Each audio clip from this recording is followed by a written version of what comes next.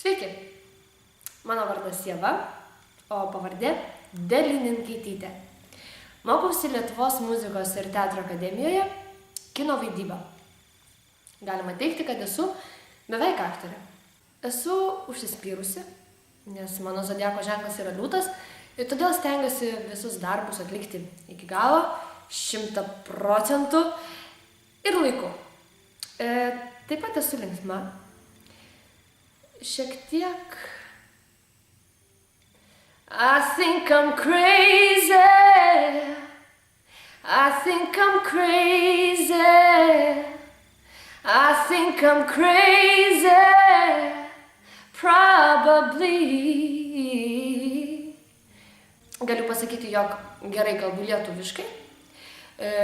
Rusiškai galiu susikalbėti, bet labiau sekasi kalbėti su, как посмотрите, русских акцентов, вот.